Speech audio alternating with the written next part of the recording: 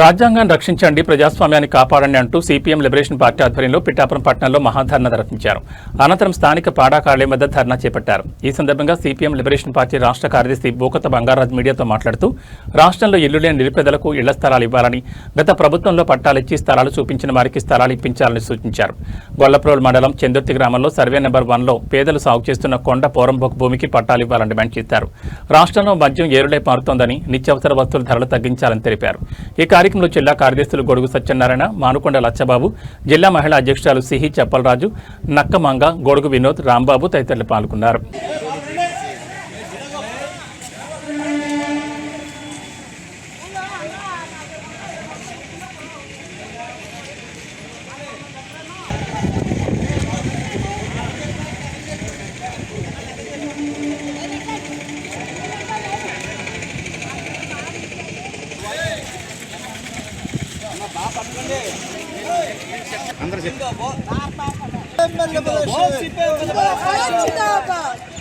जिंदाबाद CPM liberation, जिंदाबाद CPM liberation, जिंदाबाद सीपीएम लिबरेशन.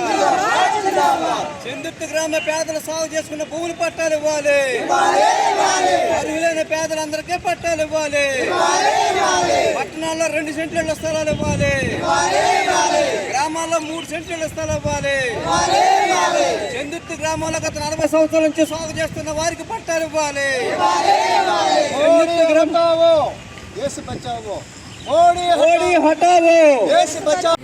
ఆ 2 ఉద్యమాల వల్ల కూడా మొత్తం దేశానికి స్వాతంత్రం అన్నది ఈ నెలలోనే మనకు రావడం జరిగింది. స్వాతంత్రం తెచ్చినటువంటి నాయకులందరినీ కూడా ఈ రోజున పక్కన పెట్టేసి, వాళ్ళ వారసులందరినీ కూడా పక్కన పెట్టేసి, అన్ని రకాలుగా కూడా ఆ రోజున బ్రిటిషోడికి, ఇప్పుడు పోలీసులకి ఎలాగైతే ఏజెంట్గా ఉంటారో ఆ రోజు బ్రిటిషోడికి ఏజెంట్గా ఉన్నటువంటి పార్టీ ఈ యొక్క జనసంఘ పార్టీ, ఈ ఆర్ఎస్ఎస్ సంస్థ ఈ రోజున ఏదైతే ఉన్నదో ఇవాళ అధికారంలో ఉండి అన్ని సంస్థల్ని కూడా ఎలక్షన్ కమిషన్ ఏంటి, సుప్రీం కోర్టు ఏంటి, అన్ని స్పష్టంగా సంస్థలన్నింటినీ కూడా అది పాడు చేస్తూ ఉంది. అందుచేత ఆఖరి రాజ్యాంగాన్ని కూడా మార్చేద్దామని చెప్పేసి వాళ్ళు ప్రయత్నం చేస్తూ ఉన్నారు. రిజర్వేషన్లన్నింటినీ కూడా ఇచ్చేద్దామని చెప్పేసి ప్రయత్నం చేస్తూ ఉన్నారు. ఇటువంటి పరిస్థితుల్లో మన దేశాన్ని కాపాడుకోవాల్సినటువంటి బాధ్యత మనందరి మీద ఉందని చెప్పేసి ఈ నెల అంతా కూడా మన పెద్ద ఎత్తున ప్రచార కార్యక్రమాన్ని కూడా చేపట్టడం జరిగింది. అందుచేత కాంగ్రెస్ అందరూ కూడా ఈ ఉద్యమంలో పాల్గొన్నది లిబరేషన్ పార్టీ తరపున నాకు ఎప్పుడో తెలియజేస్తూ ఉన్నాను.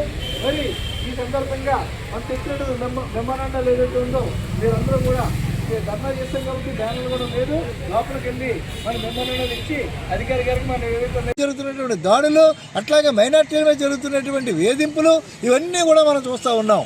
ఒకరికి ఒక న్యాయం, ఒకరికి ఒక న్యాయం. ఇవాళ వైసీపీ కానీ అలాగే ప్రతిపక్షంలో ఉన్న వాళ్ళు కానీ ఏదన్నా కానీ చేసినట్లయితే వాళ్ళ మీద జరుగుతున్న వేధింపులు ఏదైతే రెడ్ బుక్ పనిచేస్తుంది. లోకేష్ గారి దగ్గర ఉన్న రెడ్ బుక్ నుంచి నేను అన్నీ చేస్తున్నాను, రెడ్ బుక్ నేను అమలు చేస్తున్నానని చెప్పి అంటూ ఉన్నారు.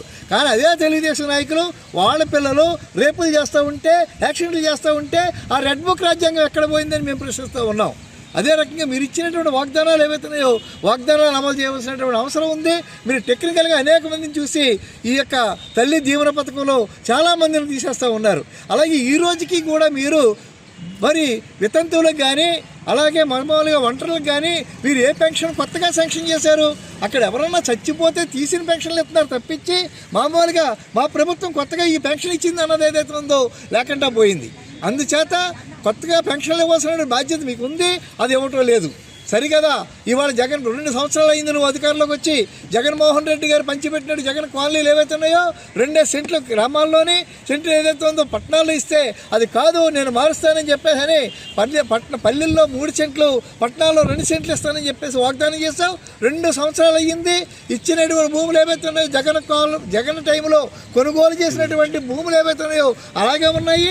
వాడిచ్చిన పట్టాలు ఏదైతే ఇళ్లలో దాచుకున్నారో ఈ రోజుకి వాటిని పంచిపెట్టండి చెప్పంటే మా ప్రభుత్వం పాలసీ కొత్తది పెడుతుందని చెప్పేసి నువ్వు కవులు చెప్తున్నావు తప్పించి ఈ రోజుకి కూడా వాటిని పంచిపెట్టినటువంటి పాపాలు బాలేదు. నువ్వు కొత్తగా కొనక్కర్లేదు.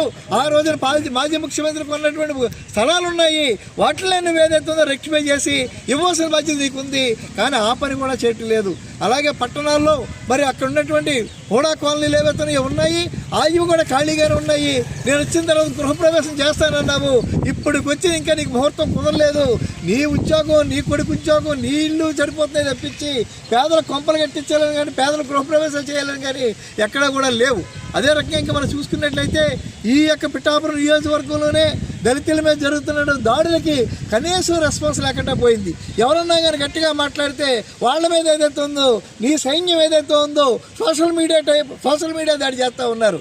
చూడండి, మల్లాంలో డైరెక్ట్గా మొత్తం ఏదైతుందో దళితుల మీద దాడి జరిగి కేవలం అక్కడ సాటింపులేంచి మేము చేసామని చెప్పన్నా సరే కేసు రిజిస్ట్రేషన్ చేయకుండా మీరున్నారు. అదే రకంగా ఇంకా మనం చూసుకున్నట్లయితే చాలా దారుణం. పిల్లలు ఏదైతే ఉందో ఎండ పిల్లలు ఉన్న పిల్లల్ని మీరు వాళ్ళ లేకపోతే కాపులా అని చెప్పేసి వ్యత్యాసం తీసుకొచ్చి వాళ్ళ ప్రత్యేకంగా కూర్చోండి, కాపులు ప్రత్యేకంగా కూర్చోండి అన్న వాళ్ళ మీద ఈ వాటికి చర్యలు తీసుకోలేదు. మరి నువ్వు పిఠాపురం నియోజకవర్గంలో మరి పవన్ కళ్యాణ్ గారు నియోజకవర్గం అయ్యి ఉండి ఆయన గారు ఏదైతే ఉందో నా నియోజకవర్గం చాలా గొప్పగా డెవలప్ చేస్తున్నారని చెప్పంటే ఈ వివక్ష చాలా కాపాడుతుంది. ఈ వివక్ష ఎందుకు కొనసాగుతూ ఉందని చెప్పేసి మేము ప్రశ్నిస్తూ ఉన్నాం. దగ్గర 40 సంవత్సరాల నుంచి చందుర్తిలో సర్వే నెంబర్ 1లో 150 ఎకరాల దేవస్థాన భూమి ఉంటే సుమారుగా 600 ఎకరాల భూమి ఉంటే 600 ఎకరాల్లోని 150 ఎకరాలు తీసేగా మిగిలిన 450 ఎకరాలు కూడా మా యొక్క పేదలందరూ సాగు చేసుకుంటూ ఉంటే మేమే సాగులో ఉన్నాము, వీళ్ళే సాగు చేసుకుంటున్నారని చెప్పేసి ప్రభుత్వం కూడా గుర్తిస్తే ఈరోజు కూడా పట్టాలు ఇవ్వలేదు. ఈరోజు కూడా పట్టాలు ఇవ్వడానికి చేతులు రాలేదు. అక్కడ ఉన్నటువంటి పేదలు అనేక రకాలుగా ఇబ్బందులు పడుతూ ఉన్నారు. ఇంకా మనం చూస్తున్నట్లయితే SCZ భూముల్లో ఈ రోజుకి కూడా